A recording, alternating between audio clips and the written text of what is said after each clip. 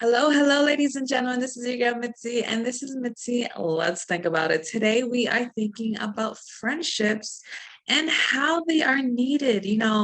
Let's be honest, with so many people really thinking about they don't need anyone in their lives, in reality, friendships hold a big foundation for you growing and evolving. So, luckily, I have a guest here today named Coach Lee, who is going to be sharing his experience on friendships. So, Coach Lee, why don't you go ahead and fully introduce yourself? Well, thank you, Mitzi. I appreciate it. I'm glad to be here too. My name is Coach Lee Hopkins, and I help people make genuine friendships and meaningful connections or meaningful friendships and relationships.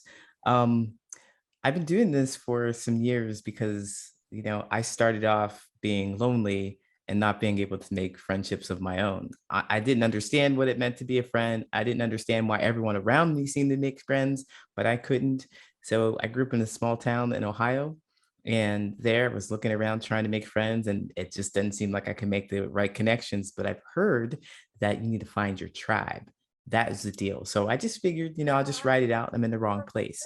When I got to college, I had an opportunity to meet new people from different places, different countries, and everything. And I thought, wow, this is great. I'm going to make connections. I'm going to make friends. But I didn't make the kind of friendships that I thought I would. I knew some people, but I still kind of felt like I'm not in the right place. So I had an opportunity then to move from Ohio to California. And there in California, I had a chance to reinvent myself. And I thought, well, this is definitely going to be it. There's nobody who knows me that's close to me, so I can make friendships there. And sure enough, I got out on the scene. I connected with people. I did a lot of karaoke. I was into karaoke, did a lot of karaoke, and I met a lot of people out there who knew my name. Like I was like a mini celebrity, kind of a mini celebrity. Oh, They knew my drink orders and they would cheer and they would give me high fives and stuff when I'd come off the stage or whatever.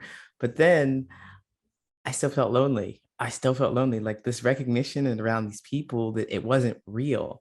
It wasn't real. And so around this time, I started to discover that, well, there's something that I'm not sharing with people. I'm not being my authentic self. So I'm in the wrong place and I'm also not being authentic. That's what I came up with. And so I had another opportunity to move. That was my pattern to move. So I moved from California to Chicago, where I am today. And I moved okay. there and I also transitioned from female to male. So as you hear me now, I present as a trans man. And I didn't think that, I thought that that was the key, being stepping into my authentic self, being trans. And I found the right people. I found the right community to help me with my transition. The queer community in Chicago, they were very helpful and emotionally, mentally, physically. And Caitlyn Jenner was also starting to come out, or they came out. And so there was more visibility to trans people. And so I thought, well, this is it. I'm living my authentic self. I'm in the right place. I'm going to be around the right people. Sure enough, I was still lonely. I was still it's just so sad and lonely. I wasn't able to connect with them. So there was something about my authenticity that wasn't authentic. And that's why Yeah. I couldn't make any friendships with anyone. And realizing that, figuring out that that was it, I started coaching people and helping people make the friendships that they're looking for. That's really interesting the way that you described your story, because I don't think you're alone in that. You know what I mean? I don't think you're alone in that journey because, like yourself, I'm a mover. You know what I mean? I Mm, moved all over the place. I lived in Georgia. I lived in Florida. I lived in Texas. I lived in Connecticut. I lived in mm, Wisconsin. Now I'm here in Wisconsin. So trust me when I say I lived all over the place and I moved around and I tried to reinvent myself too. And I realized you have to be authentically you. And when you are mm, authentic, it just come people just come to you without you even needing to approach people, sometimes. And it just connects it so fast. It's kind of ridiculous once you finally embrace who you really are, with all the Mhm. quirks and all the weirdness and all everything in between.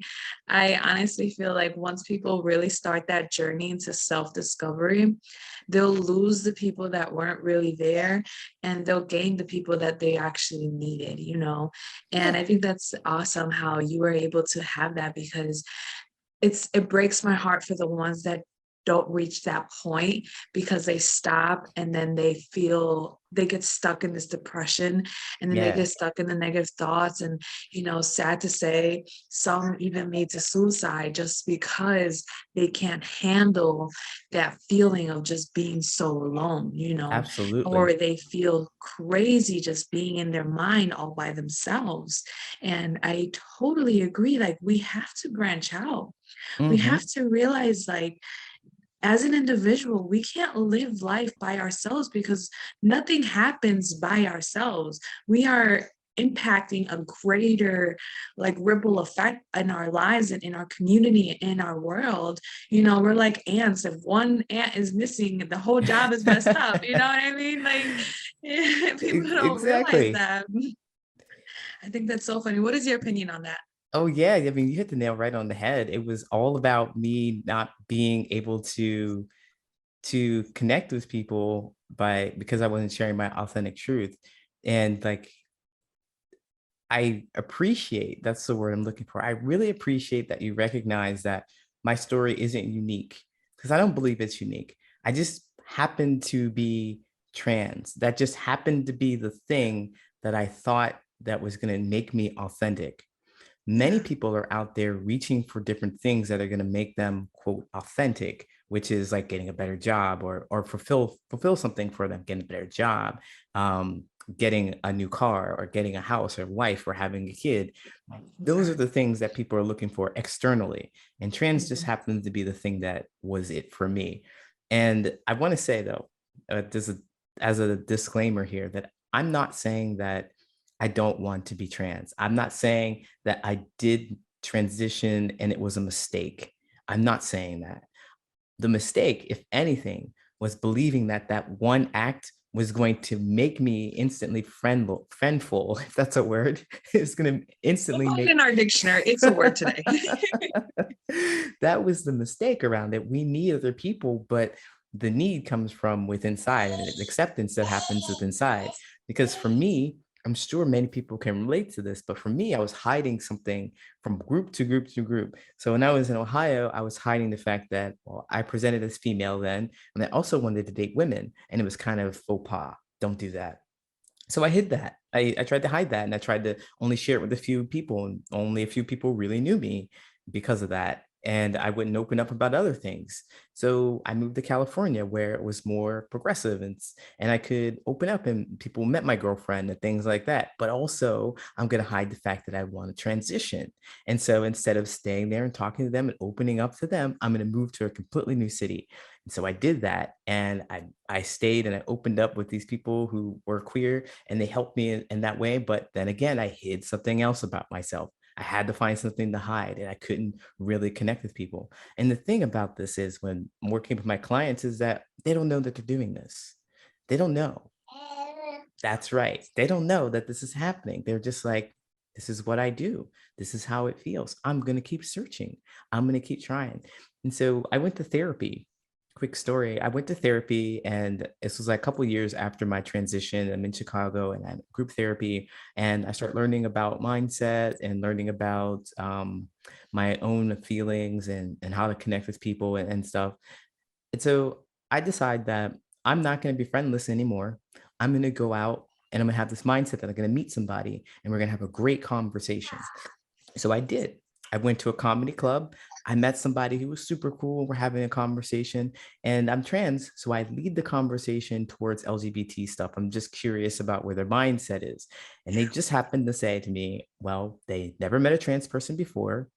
They're not sure about the process. They don't understand why anyone would ever want to do the process. And I Yeah. thought, my guy, I got you. We are going to be best of friends. because I'm going to share my authentic truth with you. I'm going to stop hiding, and you are going to get that knowledge gap filled. Instant friendship. That's what I thought. So I say, I'm trans.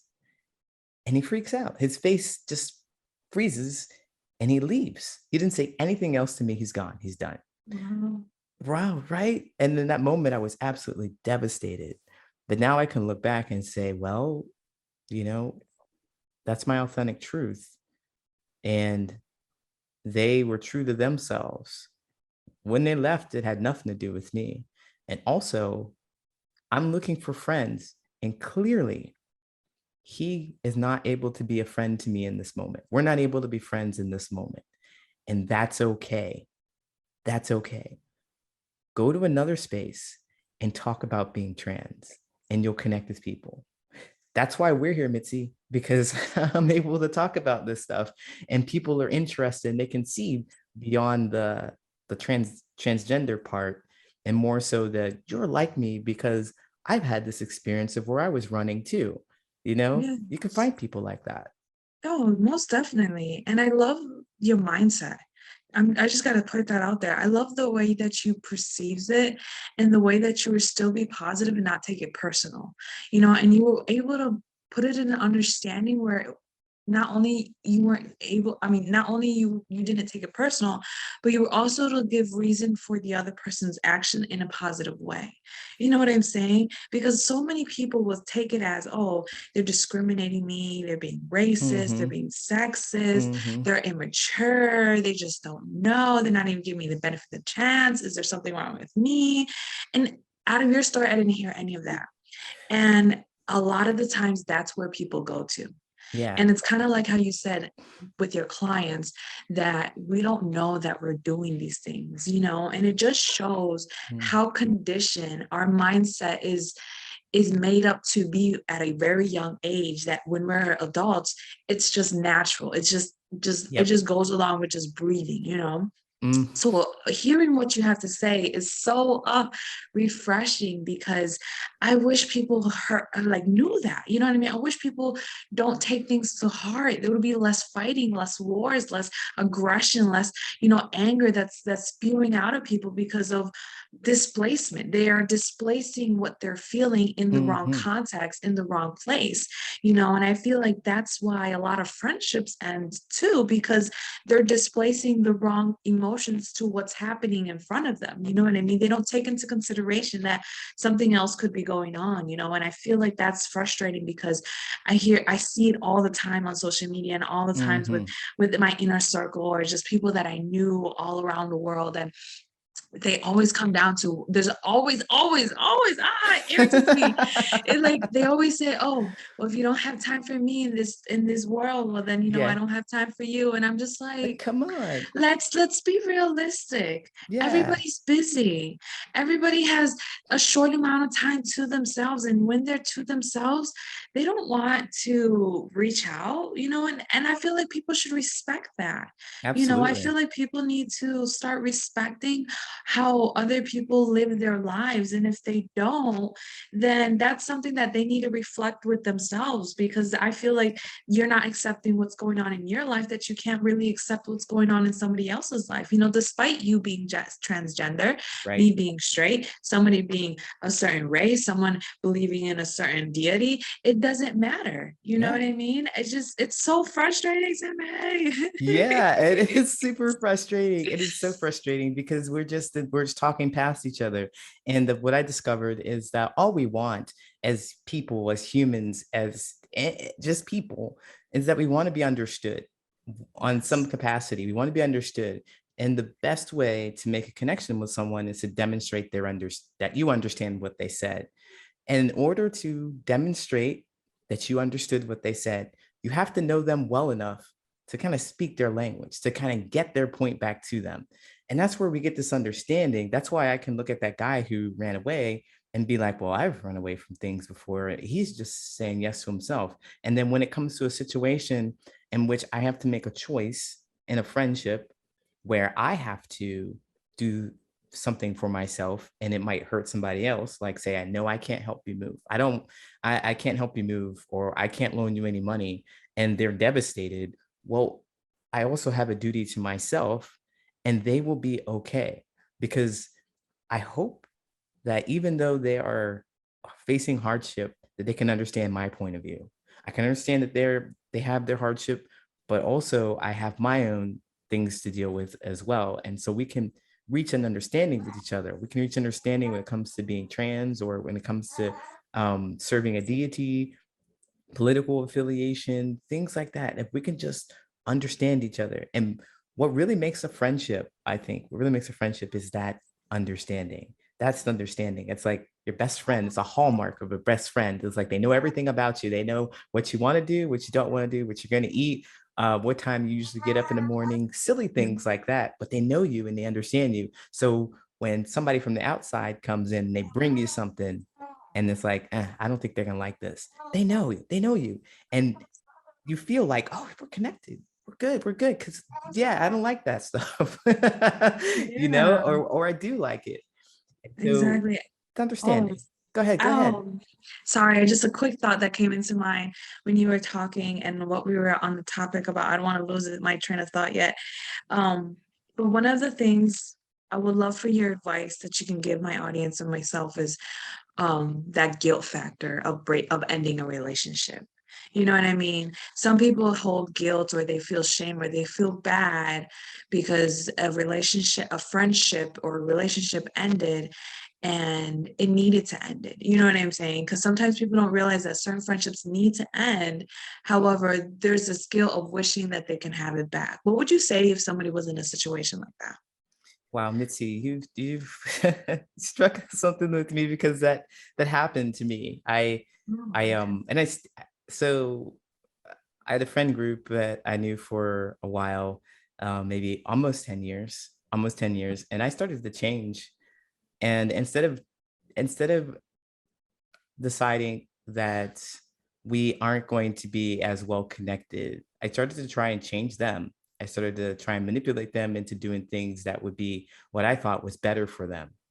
And that was a whole judgment on top of what I felt for them. So I already started to exhibit signs that I didn't like them. I thought I would make something better for them, create something better. It gave me a sense of superiority, although I didn't realize that at the time. But now when I look back at it, I'm like, wow, wow. And when they said, basically, Lee, you are toxic, I was like, no, I'm not toxic. You guys are toxic. You're not doing the things I want you to do. And I realized that, well, I had to get out of the situation, or they kicked me out of the situation, basically. And I felt very sad about that. I felt terribly sad. But I realized that this is what I would say to your audience. So is that there, if you have a dynamic like that, there is something about the friendship that is not giving you what you need and what you truly need as your authentic self. Because if you can't go in and say, these are your beliefs, or this is your truth, or I like this, or I don't like that, without being attacked or without being shamed, then it's time for you to move away from that. And they are going to be fine without you. They're going to be fine without you. You're going to miss them. And I think that if you miss them, remember why, remember what relationships are. I think, well, this is what I would say to myself is, or have said to myself, remember that your connections or your friendships should inspire joy.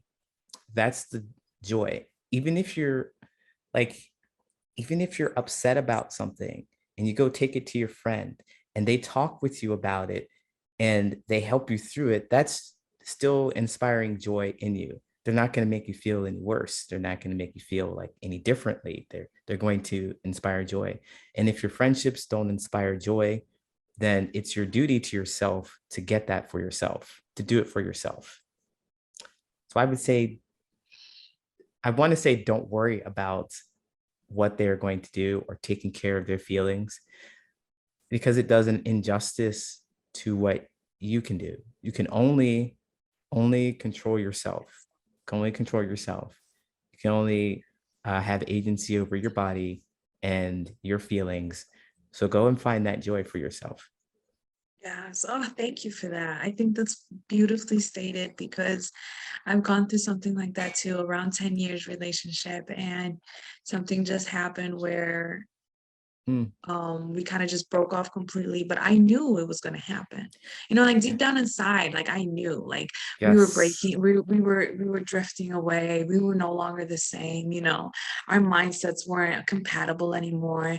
I didn't feel safe talking to them anymore. You know what I Yeah. mean? And I feel like Yeah. that's the thing. Like when you start realizing those little steps, then you start realizing, like, you know what?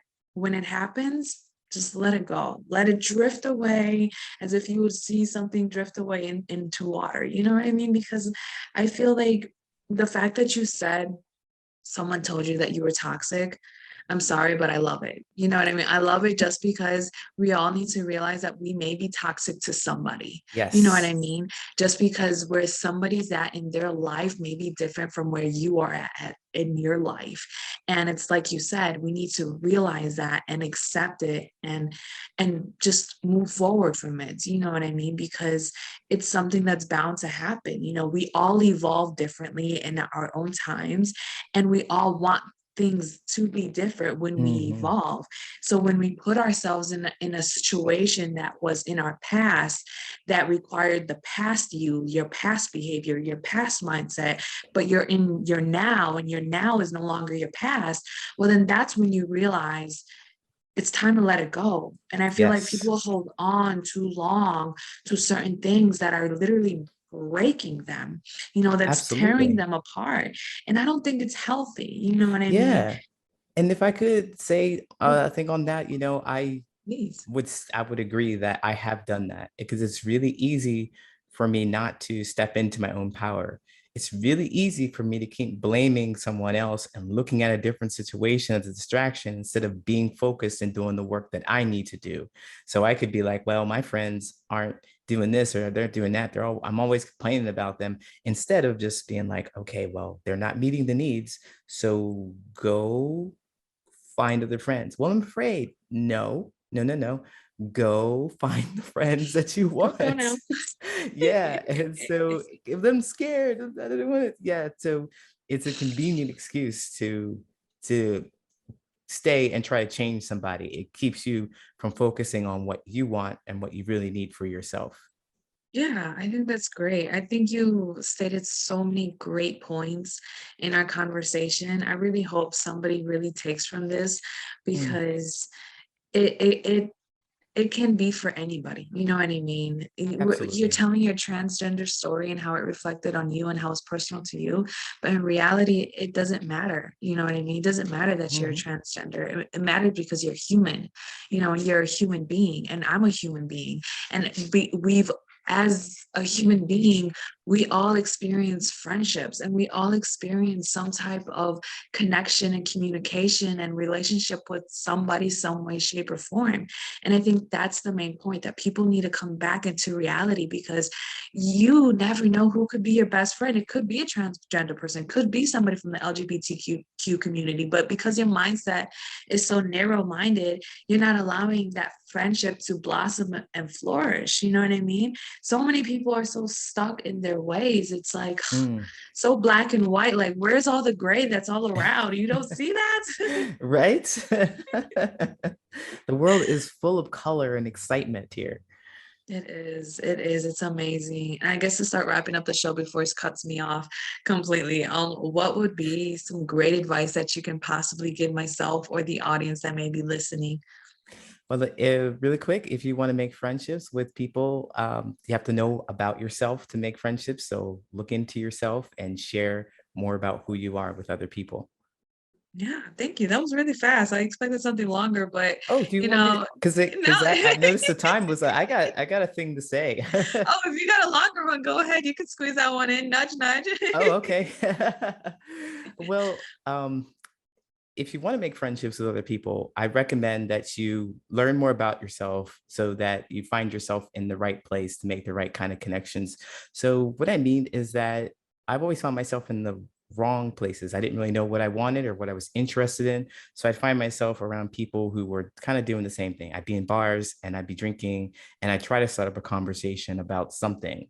that I saw on TV, and hopefully they'd know something about it so that we can connect. But that's not the most efficient way to make friendships. It's about putting yourself in the right place at the right time. So knowing in the right place depends on who you are and what you want. And there are three things that I'd like you to focus on to understand what the right place is for you. There's your history, your hobbies, and your habits.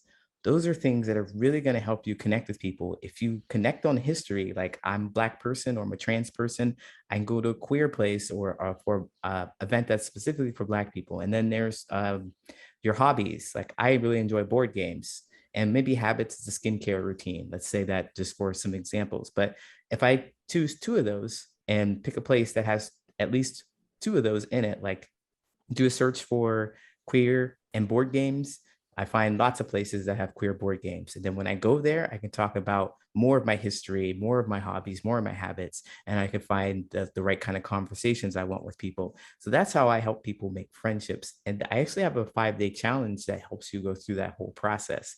So if you're interested, you can find it at patternsofpossibility.com. Awesome. Thank you so much. It has been such a pleasure speaking with you. I have truly enjoyed myself in this conversation. Me It's so too. Me nice to too. speak with someone and it being so easy. I feel like we were friends, you know? We definitely have had this similar experience where we're traveling and we're moving Yeah, around, a and lot of similarities. It's the awesome. friendship changes too. It's uncanny.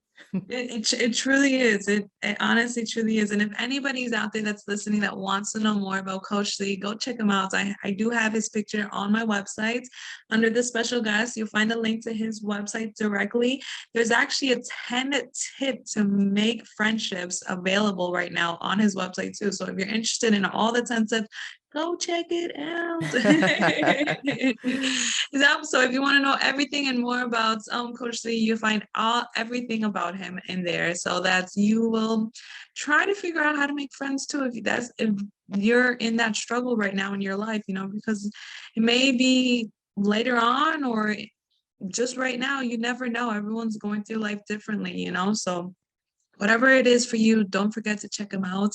And that's it, y'all. Bye. Bye.